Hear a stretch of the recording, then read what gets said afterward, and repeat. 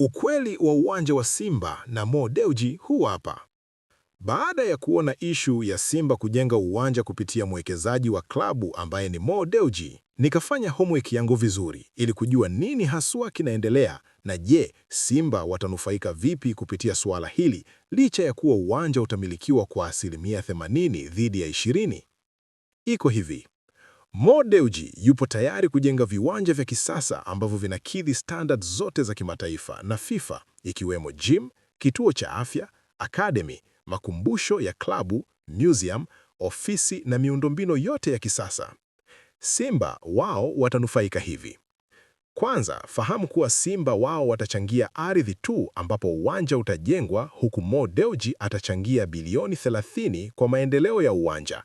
Hivyo badala ya kushindana, mzabuni anaweza kushirikisha nguvu yake kutengeneza mradi mkubwa na kuepuka ushindani na migogoro ambayo haina tija na kuirudisha nyuma maendeleo ya klabu.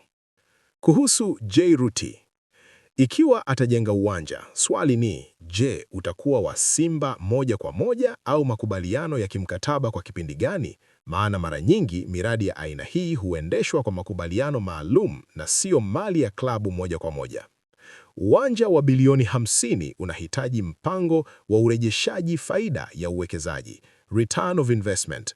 Bila hivyo, uendelevu wa mradi unakuwa wa mashaka. Hoja ya utekelezaji na uaminifu wa mzabuni. Je, mzabuni amewahi kutekeleza mradi mkubwa wa kiwango hiki? Je, ahadi alizotoa zimekamilika? Kama ahadi ya vitu vidogo kama basi bado mpaka leo, hapa ndo kuna wasiwasi kwa mradi mkubwa kama uwanja. Fursa ya ushirikiano badala ya migongano. Mo Dewji yupo tayari kutoa bilioni 30 kwa maendeleo ya uwanja, hivyo badala ya kushindana, mzabuni anaweza kushirikisha nguvu yake kutengeneza mradi mkubwa